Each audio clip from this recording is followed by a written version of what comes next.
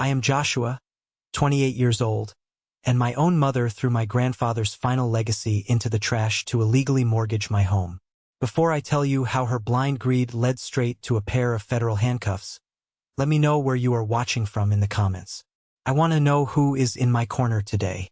The funeral reception was finally winding down, and the house felt entirely too small for the sheer amount of fake sympathy crowding the living room. The air was thick, suffocating, really, smelling of stale lilies, overpriced catering that no one was actually eating, and my mother's overpowering designer perfume.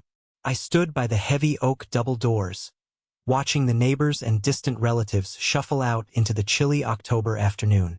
I had spent the last 3 hours doing exactly what I had done for the past 10 years of my life, refilling crystal wine glasses, taking heavy winter coats, and remaining completely invisible in my own home. My grandfather, Nicholas, was the only man who ever truly saw me. He was the anchor of this family, the man who built a sprawling suburban estate from nothing but sweat and a modest hardware store. He was the one who taught me how to tie a necktie, how to shave, and most importantly, how to play chess. And now he was gone. I could still feel the agonizing weight of carrying his casket earlier that morning. My shoulder ached, but the pain in my chest was infinitely worse. When the last guest finally walked out, the silence that settled over the house was heavy and toxic. I turned around and approached my mother, Eleanor.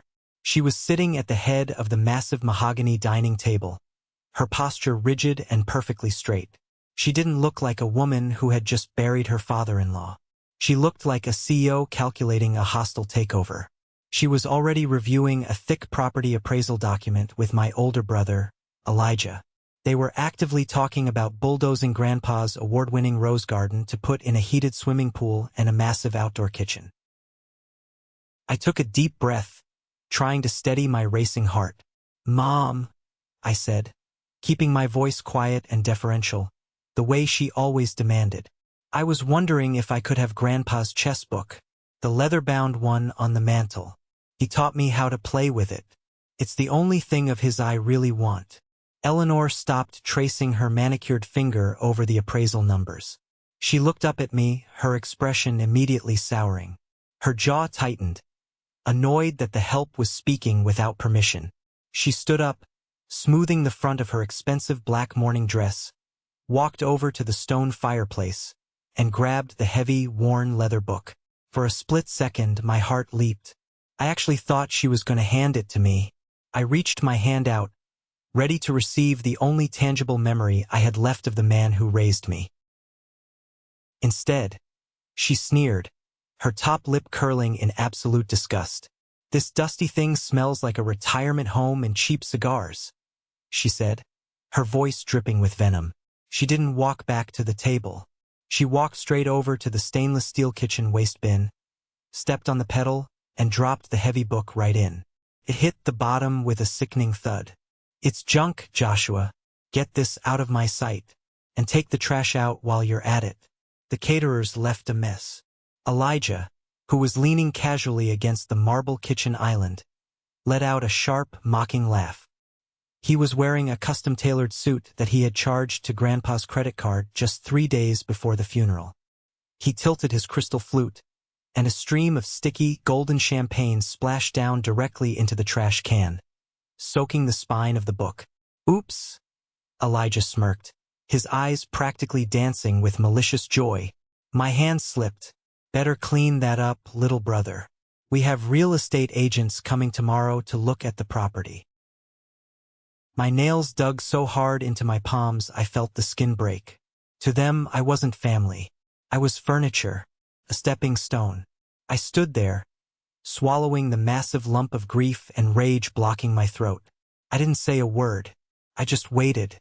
I waited until they moved out to the back patio to smoke cigars and discuss their grand plans for the money they assumed was coming to them. The moment the glass patio door slid shut, I dropped to my knees. I reached into the garbage, pushing aside half-eaten hors d'oeuvres and crumpled napkins, and pulled the book out. I grabbed a clean dish towel and frantically wiped down the damp, champagne-soaked leather. My hands were shaking uncontrollably. As I opened the heavy cover to check if the pages were water-damaged, my breath hitched. The book felt wrong. It was too light in the center. I flipped past the title page. The center pages weren't pages at all. They had been meticulously hollowed out, cut into a perfect rectangular compartment. And tucked safely inside that hidden space was a thick, folded document sealed in a protective plastic sleeve. I pulled it out. My eyes scanned the bold lettering at the top of the page, followed by a gold notary seal. It was the original, fully notarized last will and testament of Nicholas Vance. Eleanor thought she was throwing away garbage. She thought she was establishing dominance. But as I read the first paragraph of that document, a cold, calculating calm washed over me. Little did they know, they hadn't just thrown away a book. They had handed me the exact weapon I was going to use to destroy them. To understand why I didn't run out to the patio screaming, waving that piece of paper in their faces, and demanding they leave my house, you have to understand the absolute nightmare of the last 10 years. You have to understand how deeply the poison ran in my family. It all started with the divorce. When I was 18, my father finally had enough of Eleanor's endless spending, her narcissistic rages, and her blatant infidelity. He packed his bags and left, moving across the country and cutting all ties. But instead of reflecting on her actions, Eleanor turned her heart to solid ice.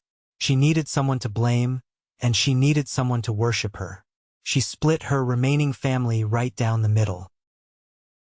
Elijah became the golden child, the one who could do absolutely no wrong. He was the handsome, charming older brother who was destined for greatness. I, on the other hand, became the scapegoat, the punching bag. Because I looked like my father, I was treated with constant, simmering hostility. While I spent my high school and college years working grueling late-night shifts at a local diner just to pay for my own textbooks and cheap ramen, Elijah lived like a king. He blew through his entire massive college fund in just 3 semesters at a prestigious out-of-state university. He spent it on frat parties, designer clothes, and VIP tables at upscale clubs. When the money ran out, he dropped out, moved back into our grandfather's house, and demanded a lifestyle he had never earned. Elijah didn't have a job. He didn't even have a basic salary to speak of. His full-time occupation was draining my grandfather's retirement accounts while treating me like a personal maid. He constantly complained that his life was too hard, that society didn't appreciate his genius, and that he desperately needed a Ferrari just to match his entrepreneurial status and impress potential investors. Investors for what I never knew. I was working an entry-level corporate job, putting in 60-hour weeks. But I never once got a promotion. You know why? Because I was always rushing home to cook their dinners, clean their messes, and run their errands. If I had to stay late at the office, Eleanor would blow up my phone, screaming that I was selfish and ungrateful. She would remind me daily that I was lucky she allowed me to sleep under her roof. But here was the twisted reality. It wasn't her roof. It was Grandpa Nicholas's roof. He built that house from the ground up in the 1970s. He paid the property taxes. He paid the utility bills. And when his health started failing, when the arthritis crept into his bones and his heart started giving out, Eleanor and Elijah didn't lift a single finger. I was the one who changed his bandages. I was the one who managed his complex medication schedule. I was the one who took him to endless doctor appointments, sacrificing my own career and personal life. And I was the one who sat with him in the quiet, lonely hours of the night, playing endless games of chess by the fireplace. Grandpa knew exactly who they were. His mind was sharp right up until the very end. He saw the rot in Eleanor. He saw the lazy, insatiable greed consuming Elijah. He used to move his black knight across the chessboard, his hand shaking slightly, look me dead in the eye, and say, "Joshua, listen to me carefully. The loudest player in the room is usually the weakest. They rely on intimidation because they lack strategy. Watch the quiet pieces on the board. The ones that sit back and wait. They are the ones that control the game." I didn't fully understand the weight of those words until I stood in that kitchen, holding the heavy parchment of his final will. I unfolded the document and read the precise, ironclad legal terminology.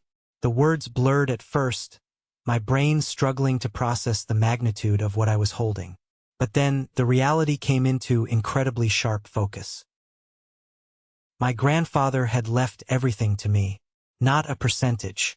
Not a shared trust. Everything. The sprawling estate, the substantial liquid assets, the investment portfolios, the remaining family business shares. It was all securely locked under my name. And right there, on the third page, was a specific, devastating clause. Grandpa had explicitly stated that Eleanor and Elijah were to receive absolutely nothing.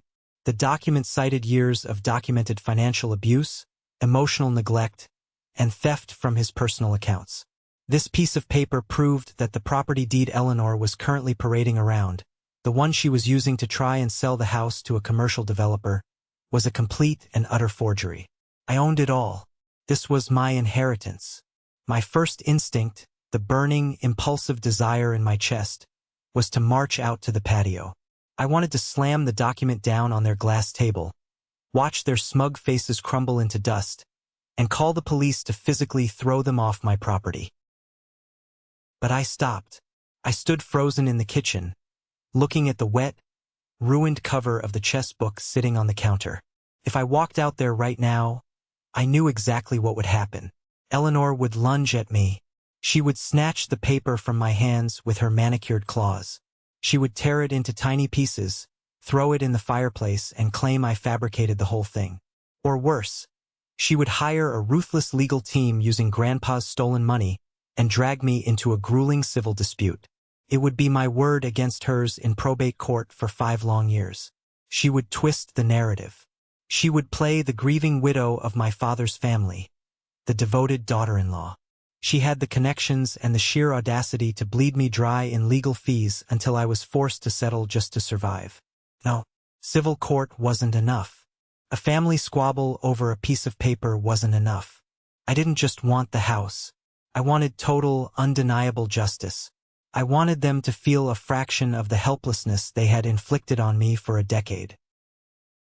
I carefully folded the will back along its original creases, slid it perfectly into its protective plastic sleeve, and walked quietly upstairs to my small bedroom. I hid it deep inside the lining of an old duffel bag buried in the back of my closet. I realized in that exact moment that my silence was infinitely more dangerous than my voice. If I stayed quiet, if I let them believe they successfully forged the deed and owned the house, their bottomless greed would eventually force them to make a fatal mistake. They would try to turn that fake ownership into fast, liquid cash to fund their delusional lifestyles. And the moment they signed a legally binding financial contract using a property they didn't legally own, the game changed entirely. It wasn't a messy family dispute anymore. It was institutional fraud. I walked back downstairs, wiped the kitchen counter until it gleamed, put on my usual apron, and walked out to the patio to collect their empty champagne glasses. I looked at my mother, who didn't even bother to make eye contact with me. I smiled softly to myself. I was finally ready to play the long game.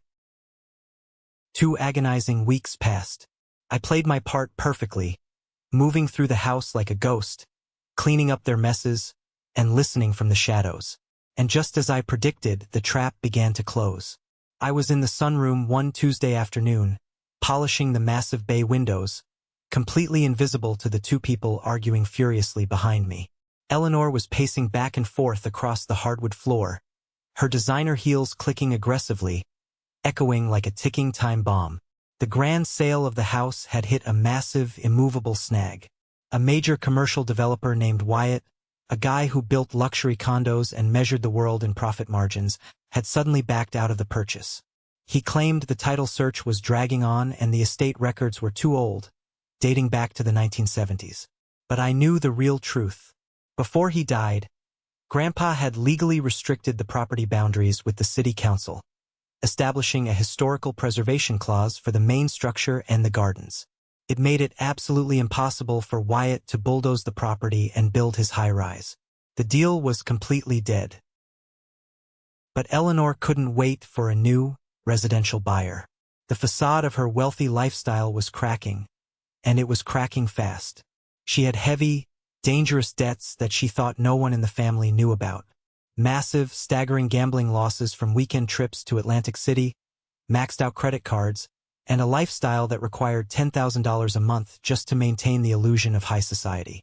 "I need the cash right now, Elijah," Eleanor hissed, her voice trembling with barely suppressed panic. She threw a threatening, red-stamped letter from a major creditor onto the antique desk.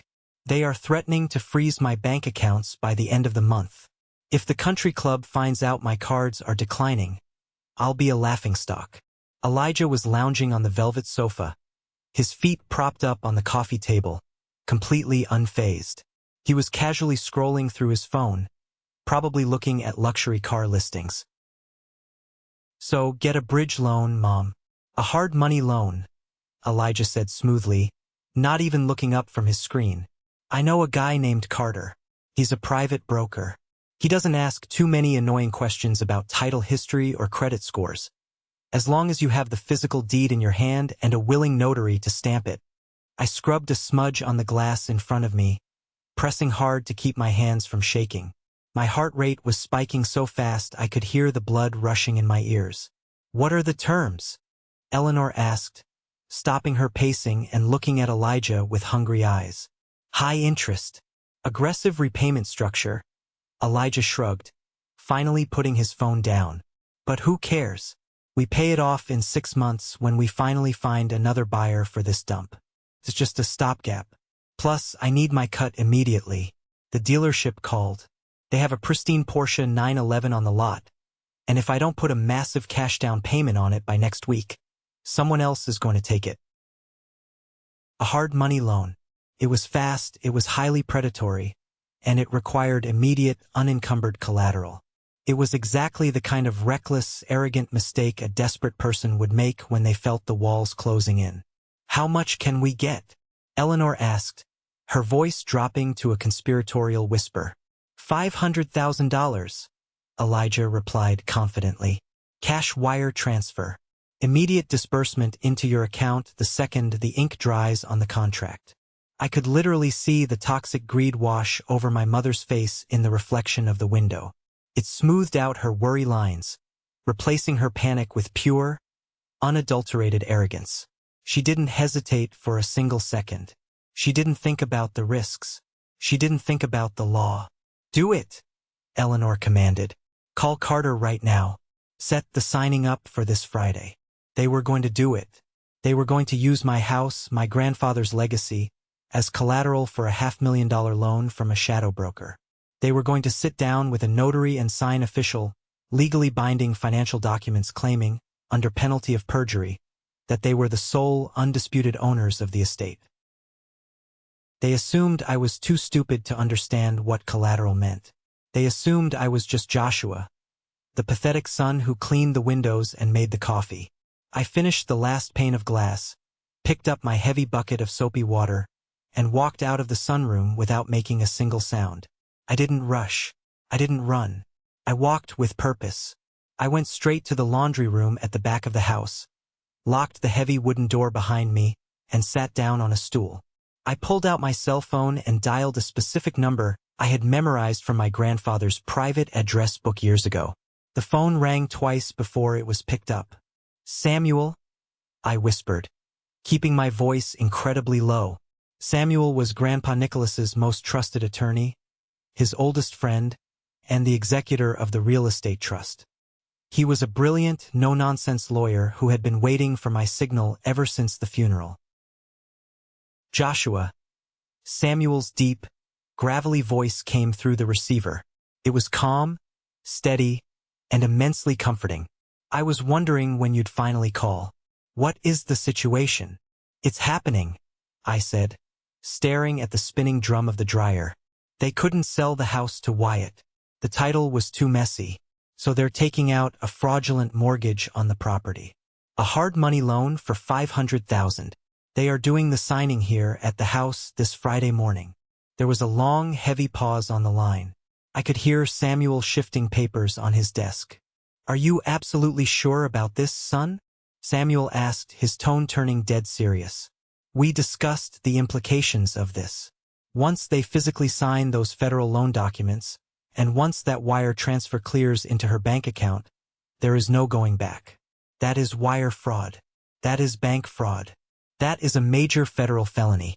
They will not just get a slap on the wrist. Your mother will go to federal prison for years. I looked up from the floor and stared at my own reflection in the dark, circular glass of the washing machine door.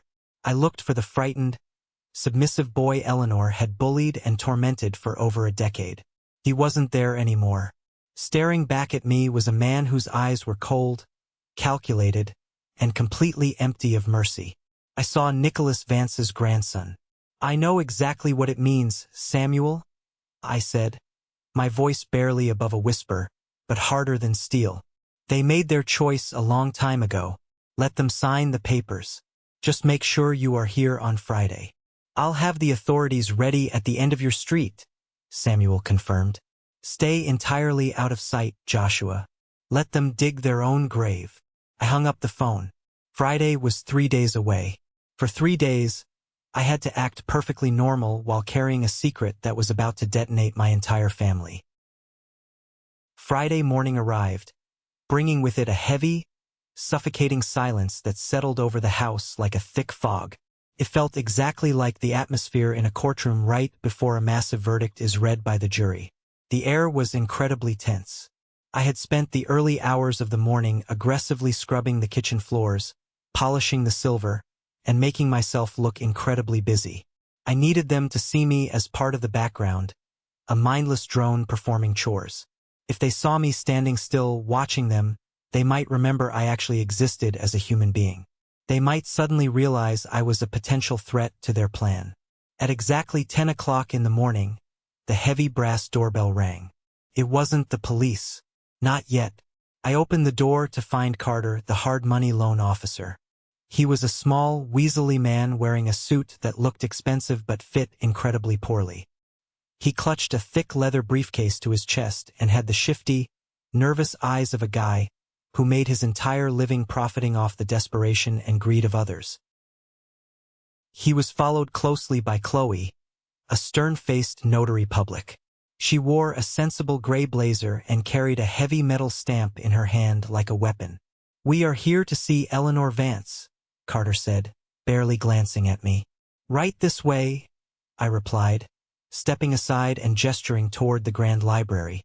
They set up their operation inside the library, spreading massive stacks of legal contracts, disclosures, and promissory notes across my grandfather's antique mahogany desk. It was the exact same desk where Grandpa used to sit me on his knee and teach me the intricate strategies of chess on rainy Sunday afternoons. Felt like a desecration. Now, his desk was being used as the staging ground to sell off his legacy to a loan shark. I walked into the kitchen, prepared a silver tray with fresh, steaming coffee, cream, and expensive biscuits, and carried it back into the library. I kept my eyes completely downcast, playing the role of the subservient servant perfectly, placing the tray carefully on the side table. Eleanor and Elijah were already in the room.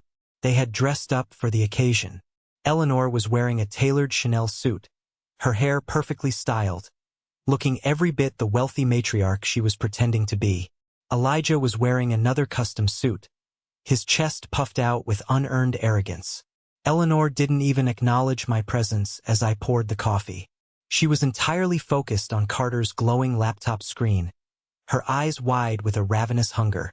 "So," Eleanor said, her voice tight with anticipation, gripping the edge of the mahogany desk. "Once I sign these documents, the funds are released immediately?" Carter tapped a few keys on his laptop, bringing up a banking portal. "That is correct, Mrs. Vance. As soon as Chloe here notarizes the deed of trust and the promissory note, I will personally authorize the wire transfer on this screen. It is an immediate disbursement protocol. You will see the $500,000 hit your checking account within 10 to 15 minutes. But I must remind you, the interest rate on this bridge loan is incredibly aggressive. If you miss a single payment—" "We won't miss a payment," Elijah interrupted sharply, leaning aggressively over Carter's shoulder. He smelled of cheap cologne and desperation. "The property is being sold to a major commercial developer next month for 3 times its value. This is just a temporary bridge to cover some liquid assets. We have massive equity in this estate. Don't worry about your money. He was lying through his teeth, and we all knew it. The developer had already backed out permanently. They weren't borrowing money to bridge a financial gap. They were borrowing money to run away from their creditors. They were cashing out a massive stack of chips they didn't actually own before the casino realized the chips were entirely fake. Standard procedure, Carter said, ignoring Elijah and sliding a massive, 2-inch thick stack of legal documents toward Eleanor. I need your signature here, here, and here, and I need you to initial the bottom of page 4, which is the sworn affidavit stating you are the sole, unencumbered legal owner of this property. I poured the coffee as slowly as humanly possible, making the simple task last. I needed to witness this. I needed to see the exact moment the crime moved from a desperate thought into a physical federal action. Eleanor reached across the desk and picked up the heavy brass pen. I held my breath. I watched her hand.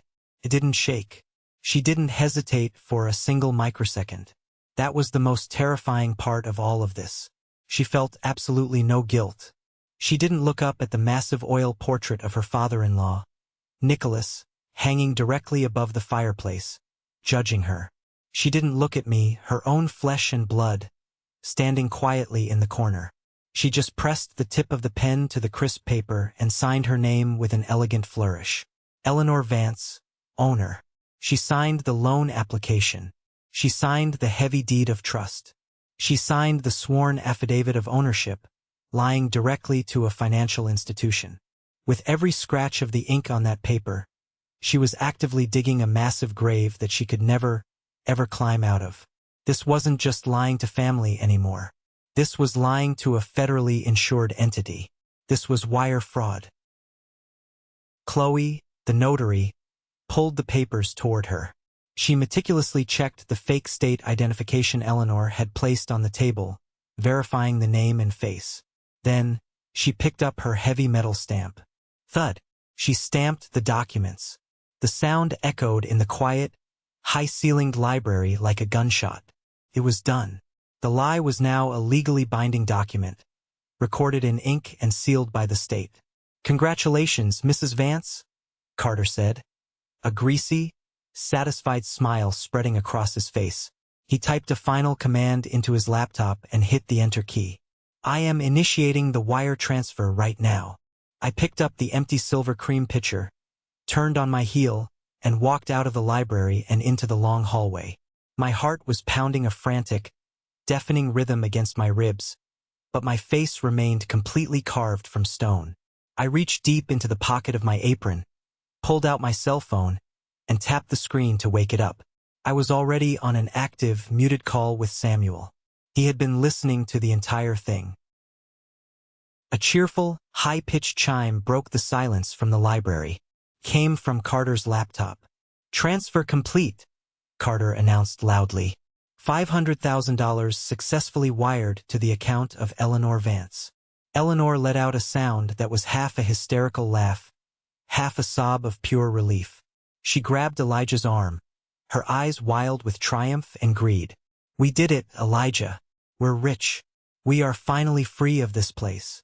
Elijah was already aggressively dialing a number on his phone. I told you it was easy money, Mom. I'm calling the dealership right now. That Porsche is coming home today. I stepped back into the doorway of the library, standing tall, my thumb hovering directly over the unmute button on my phone screen. Mom, I said, my voice trembling slightly, playing the role of the confused, pathetic son one last time. So, the money is actually in your bank account? You officially mortgaged the house. Eleanor spun around, her face instantly twisting back into that familiar, vicious sneer. She looked at me like I was a stain she couldn't scrub out of her expensive carpet. Yes, Joshua, she spat, venom dripping from every word. The money is mine. The house is mine. Now get out of my sight before I call security to throw you out into the street. You have until tomorrow morning to pack your pathetic bags and leave my property. My trembling stopped immediately. I squared my shoulders, and the facade dropped completely. I don't think I'll be packing anything, Mom, I said, my voice dropping an octave, ringing loud and clear in the room. I unmuted the phone. Did you get all of that, Samuel? Loud and clear, Joshua. The lawyer's deep voice crackled loudly through the phone's speaker for everyone in the room to hear. Step away from the front door. I stepped back. The heavy oak front door didn't just open. It burst inward with terrifying force. For heavily armed federal agents wearing dark blue FBI windbreakers swarmed into the hallway. They moved with the terrifying, coordinated precision of a sledgehammer, storming straight into the library. They were led by Special Agent Lincoln, a massive, imposing man who looked like he hadn't smiled in a decade, followed closely by Samuel and an assistant district attorney. Federal agents. Agent Lincoln shouted, his voice vibrating off the walls and shattering the silence. Step away from the desk. Keep your hands where I can see them. The room instantly dissolved into absolute chaos. Eleanor screamed a blood-curdling shriek, dropping her porcelain coffee cup. It shattered into a dozen pieces, splashing dark, hot liquid all over her expensive Chanel shoes. Elijah scrambled backward in sheer terror, tripping over the legs of his own chair and crashing heavily to the hardwood floor. What is the meaning of this? Eleanor shrieked, pointing a violently shaking finger at the armed agents. Who are you? Get out of my house this instant. It's not your house, Eleanor, I said, walking slowly and deliberately right into the center of the room. I reached inside my jacket and pulled out the thick plastic sleeve. I slid Grandpa's real, original will out and slapped it down onto the mahogany desk, right on top of her fraudulent loan documents. This is Grandpa Nicholas's original will. Fully notarized, legally registered, and absolutely clear, I said, staring directly into her terrified eyes. I turned and pointed at her. My grandfather left everything to me. My mother and brother just used a property they do not legally own to secure a $500,000 federal loan. The money just cleared into her account. That is wire fraud. That is bank fraud. The realization hit the room like a physical shockwave. But the best reaction didn't come from Eleanor. Came from Carter. The loan officer looked from the FBI badges, down to the real will on the desk and back to Eleanor. All the blood completely drained from his face, leaving him looking like a corpse. He realized in real time that he had just facilitated a massive federal felony. She told me the title was clean, Carter yelled in sheer panic, grabbing his laptop and holding it up toward the agents like a shield.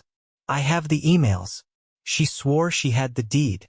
I am not going to federal prison for this crazy woman. You can explain your due diligence to the federal judge, an agent said coldly, snatching the laptop right out of his hands. Agent Lincoln stepped purposefully toward Eleanor. She jerked back, hitting the bookshelf, her eyes wide with sudden, suffocating terror. No, wait. Don't touch me. I am Eleanor Vance. This is my house. This is a massive misunderstanding. Eleanor Vance, Agent Lincoln said evenly, grabbing her wrist, spinning her around forcefully, and locking heavy steel cuffs around her wrists. You are under arrest for wire fraud, bank fraud, and aggravated identity theft. You have the right to remain silent. Anything you say can and will be used against you in a court of law. Click. That sound. The sharp, metallic click of the handcuffs locking into place. It was better than the $500,000. It was better than owning the massive house. It was the beautiful, satisfying sound of consequences finally arriving after 10 long years of abuse.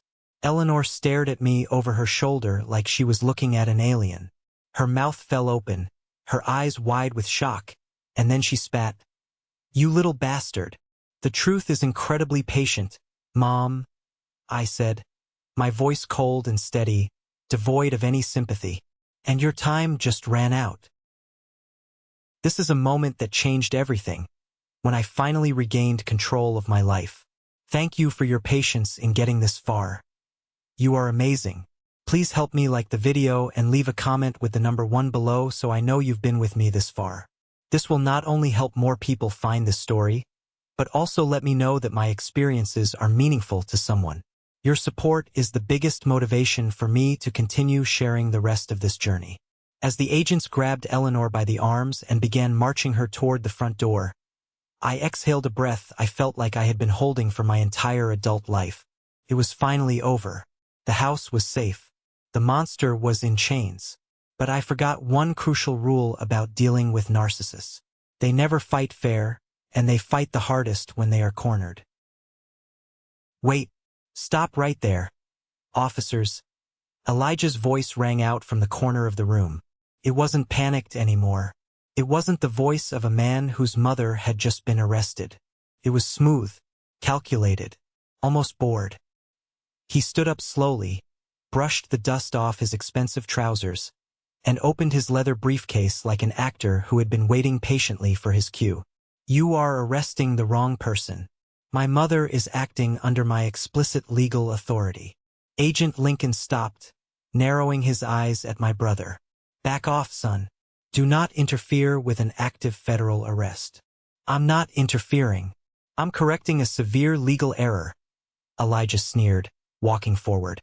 He pulled out a thick document stamped with a heavy, bright red official county seal and practically shoved it into Lincoln's chest.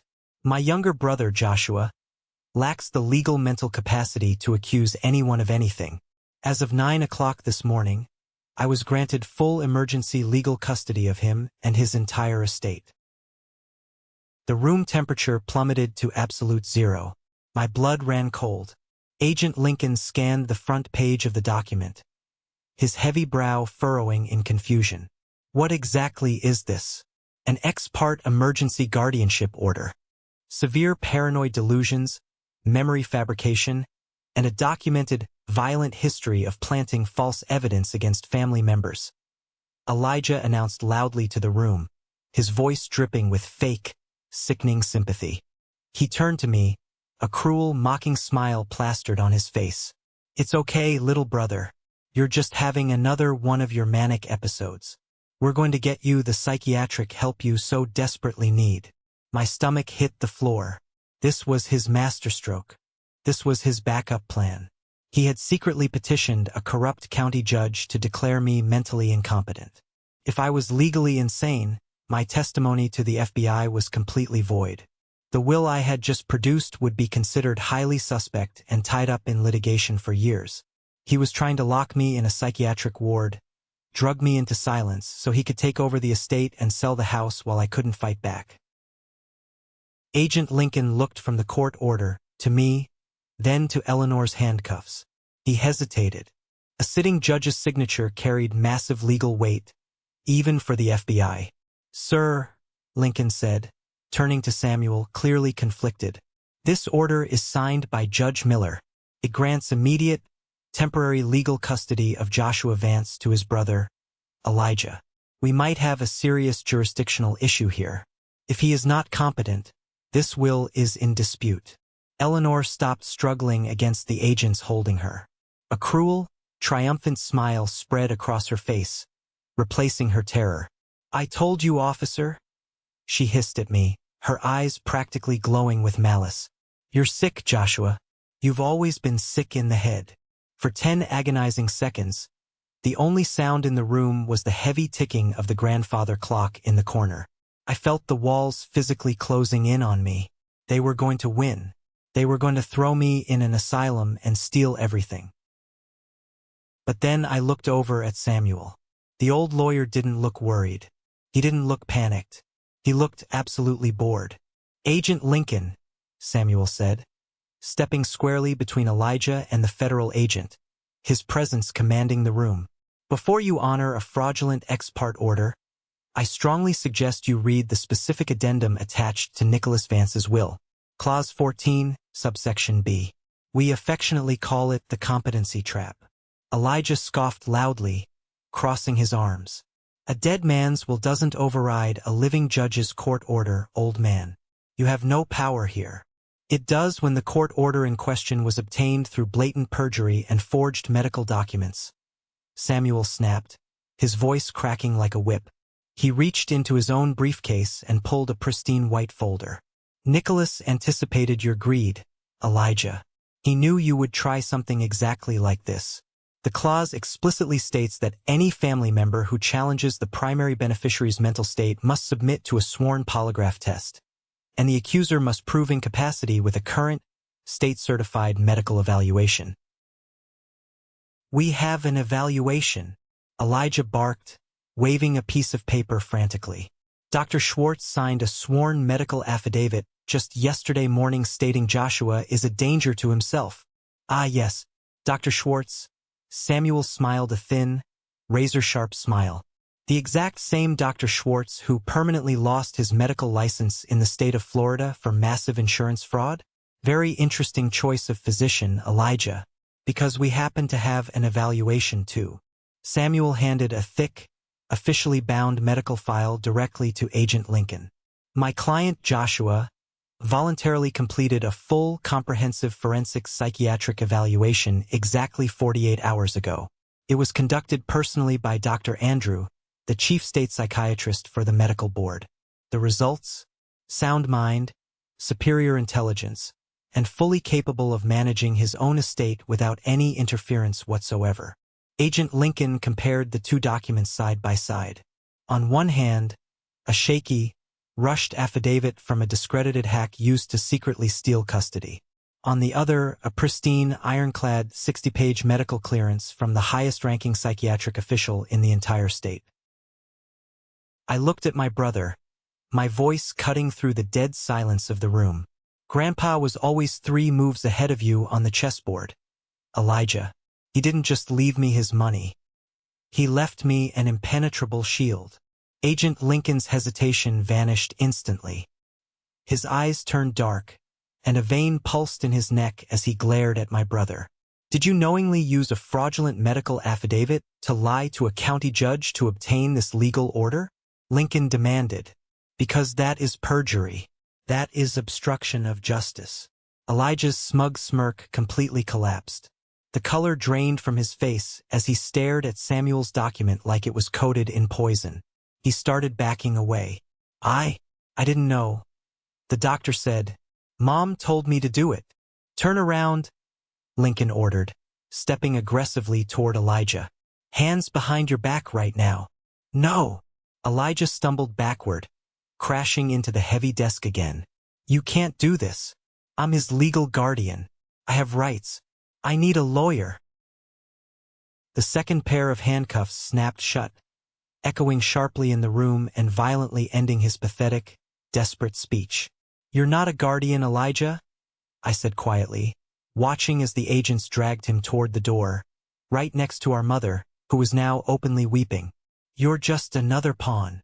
The front door clicked shut behind the last federal agent, and for the first time in 10 years, the house was completely silent. It wasn't that heavy, suffocating silence of walking on eggshells, terrified of waking my mother or setting off my brother's explosive temper. It was the pure, unadulterated silence of true peace. I stood in the middle of the grand hallway and just listened to it. No aggressive clicking of designer heels on the hardwood floor. No condescending demands shouted from the sunroom. Just the steady, rhythmic ticking of my grandfather's antique clock. I walked slowly back into the library. The room was a complete disaster zone. My mother's shattered porcelain coffee cup lay in pieces across the expensive Persian rug, the dark liquid seeping into the intricate woven fibers. A chair was overturned where Elijah had tripped in his blind panic. The fraudulent loan documents were still scattered across the mahogany desk, left behind as useless garbage now that the FBI had thoroughly photographed and documented the scene. I picked up the overturned chair. I grabbed a towel from the kitchen and carefully blotted the spilled coffee from the rug. I moved with a strange, floating sensation.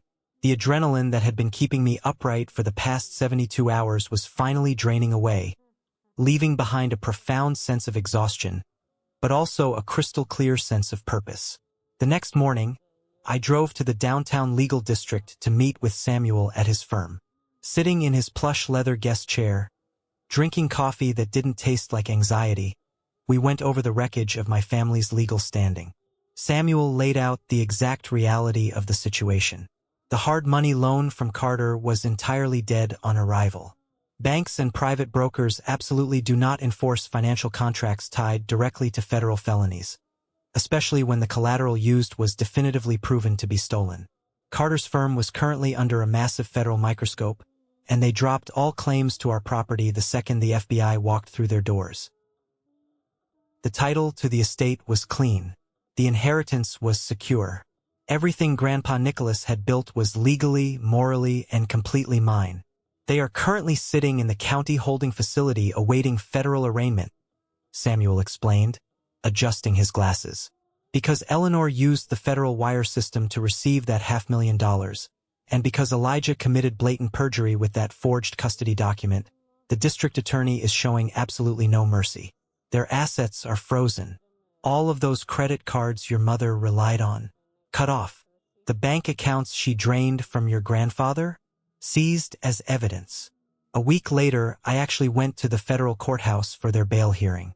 I didn't go to support them. I went because I needed to see it with my own eyes to believe it was real. I sat in the very back row of the gallery, wearing a simple gray suit. When the heavy wooden doors of the holding area opened, the breath caught in my throat. Eleanor and Elijah were led out by armed marshals, both wearing standard-issue orange jumpsuits. Their wrists were bound by heavy metal chains that clinked loudly in the quiet courtroom. My mother looked entirely unrecognizable. Without her expensive salon blowouts, her thick layers of makeup, and her tailored Chanel suits, she just looked like a small, terrified, very ordinary woman. The arrogant matriarch who had ruled my life with an iron fist was completely gone. Elijah looked even worse. The smug, entitled golden boy who demanded a luxury sports car without working a single day in his life was visibly shaking. He kept looking around the courtroom, his eyes darting frantically, searching for a lifeline that simply did not exist. The judge was a stern, uncompromising woman who had absolutely zero patience for white-collar criminals who tried to steal from their own families. She looked down at the prosecutor's file, then looked directly at my mother. "Mrs. Vance," the judge said, her voice echoing through the massive room. "You orchestrated a complex scheme to defraud a financial institution, and you actively attempted to strip your youngest son of his legal rights to cover your tracks. Given your massive, unsecured gambling debts and your clear lack of moral restraint, I consider you a severe flight risk." The judge slammed her gavel down. "Bail is denied. Both defendants will be remanded to federal custody pending trial." Eleanor's knees buckled. A marshal had to physically catch her by the arm to keep her from collapsing onto the floor. She turned her head as they dragged her away, and her eyes found mine in the back row. She didn't look angry anymore. She looked utterly broken. But I didn't feel a single ounce of pity. You cannot mourn the destruction of a prison warden when you are the one who just escaped the cell. 6 months passed. The seasons changed, and so did the house. The stale smell of cheap champagne, expensive cologne, and toxic resentment was entirely gone. I opened every single window in the estate, letting the crisp, salty ocean breeze sweep through the hallways. I hired a professional crew, and together, we ripped out the dark, heavy drapes Eleanor had installed. We tore down the gaudy, patterned wallpaper she loved so much and painted the walls a bright, clean, reflecting white. I didn't sell the estate. It would have been incredibly easy. Wyatt, the commercial developer, even called Samuel with a significantly higher cash offer once the legal dust settled. I could have taken the money, bought a penthouse in the city, and lived the rest of my life in absolute, unbothered luxury. But Grandpa Nicholas didn't leave me this massive property just so I could cash out and disappear. He left it to me to make a point. He left it to me because he knew I understood the true value of a safe harbor. I took a large portion of the liquid inheritance and started a massive renovation project on the east wing of the estate. That wing used to be Eleanor's massive suite and Elijah's sprawling recreation room. We gutted it down to the studs. We built 5 separate, beautiful, fully furnished studio apartments. We installed a commercial-grade community kitchen, a bright, sunlit playroom for children, and a secure, gated entrance. By the following spring, it was no longer just a sprawling suburban estate. it officially opened as the Nicholas Vance Sanctuary. It is a transitional, high-security housing facility designed specifically for women and families who are actively escaping severe financial abuse. Financial abuse is the invisible chain that keeps people locked in living nightmares. When a narcissistic partner or a toxic family member controls the bank accounts, destroys your credit score, or sabotages your career, you cannot simply pack a bag and walk out the door. You have nowhere to go. You have no resources. I knew exactly what that felt like. I remembered working 60-hour weeks, handing over my salary just to keep the peace, and staring at my empty bank account while my brother bought designer watches. I took the terrible, suffocating prison my mother built and transformed it into an impenetrable fortress for people who felt exactly like I used to feel. We provide free legal counsel, financial literacy classes, and a safe, beautiful place to sleep while they rebuild their shattered lives. The very first family that moved into the sanctuary was a young mother with 2 little girls. Her husband had secretly drained their savings, put massive loans in her name, and isolated her from her friends. When she walked into the freshly painted apartment, looked at the safe, clean beds, and realized she didn't owe anyone a single dime to be there, she broke down in tears in the middle of the hallway. I handed her the keys, looked her in the eye, and told her exactly what I wish someone had told me 10 years ago. You are not invisible. You are safe now, and nobody can ever take this space away from you. That single moment was worth more than every dollar in my grandfather's bank account. My own life transformed entirely. I quit my dead-end corporate job, the one where I was constantly passed over for a promotion because I was too exhausted from serving my family. I now run the sanctuary full-time as the director. I work directly with lawyers, social workers, and city planners. I built a life that I am fiercely proud of, entirely on my own terms. But ghosts from the past still try to rattle their chains. Every Tuesday evening, exactly at 6 o'clock, my cell phone buzzes. The caller ID always reads the same thing. Inmate call, Federal Correctional Institution. Eleanor calls almost weekly. Sometimes, Elijah tries to call from his separate facility. I know exactly what they want because Samuel still monitors their legal correspondence. They want money deposited into their prison commissary accounts. They want to explain their side of the story. They want to cry, beg, and ultimately they want to blame me for ruining their lives. I sit at the heavy mahogany desk in the library, the same desk where my grandfather signed his will, the same desk where my mother signed her own arrest warrant. I look at the glowing screen of my phone. I don't feel anger anymore. I don't feel the burning rage that used to keep me awake at night. I don't argue with them. I don't pick up the phone to scream or demand apologies that will never, ever be genuine. I simply open my contacts. I tap the name Eleanor Vance, and I hit the button that says block caller. Then I do the exact same thing for Elijah. I didn't just inherit a massive house, a healthy stock portfolio, and a bank account from Grandpa Nicholas. I inherited my self-worth. I inherited my dignity. I inherited the absolute, undeniable right to look toxic people in the eye and say the word no. They thought I was incredibly weak just because I was quiet. They thought I was stupid because I poured their coffee, cleaned their windows, and ironed their shirts while they sat in the sunroom and plotted how to steal my future. But they completely forgot the most important lesson Grandpa ever taught me. It is a quiet Sunday morning. The sun is just starting to rise over the ocean, casting a brilliant, warm golden light across the manicured lawns of the estate. I am standing out on the master balcony, feeling the cool, salty wind blow through my hair. In my hand, I am holding a delicate, incredibly expensive bone china teacup. It is the exact cup from Eleanor's prized, untouchable collection.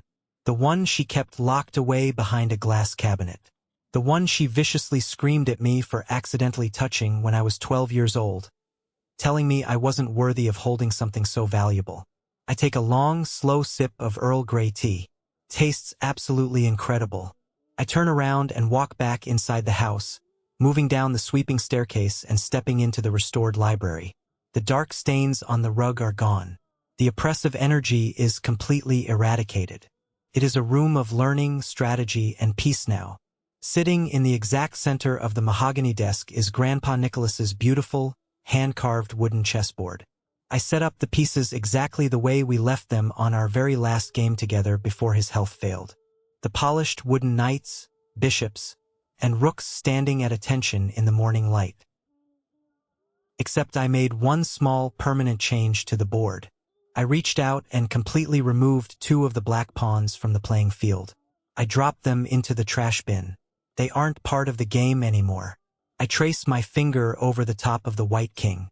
In the game of chess, the loudest pieces on the board are usually just distractions. The pieces that move the fastest, the ones that aggressively attack without a solid plan, are always the first to be captured. The truly dangerous pieces are the quiet ones.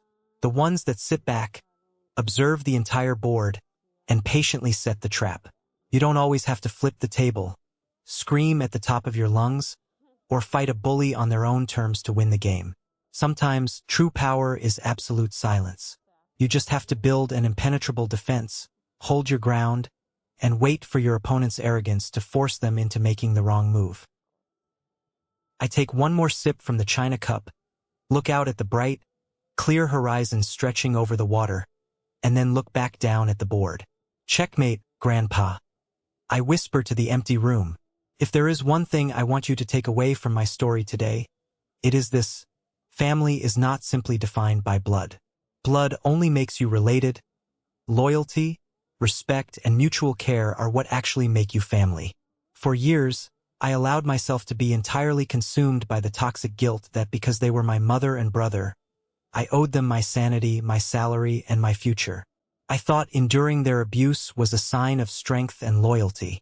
But setting boundaries is not an act of betrayal. It is an act of sheer survival. When you are dealing with deeply manipulative people who view you not as a human being, but as a resource to be exploited, your silence and your absence are the most powerful weapons you possess. You cannot heal in the exact same environment that broke you. Walking away from toxic family members does not make you a bad person. It makes you a person who finally respects yourself enough to demand better. I want to hear from you now. Have you ever had to draw a hard line and cut ties with someone toxic in your own life to protect your peace? What was the breaking point that made you finally walk away? Share your experiences in the comments below. Or, if you simply agree that setting strong boundaries is the key to a healthy life, drop the word "good" in the comments right now so I know this message resonated with you. Thank you for spending your time with me today, for listening to my journey, and for being part of this incredible community. Stay strong, protect your peace, and I will see you in the next video.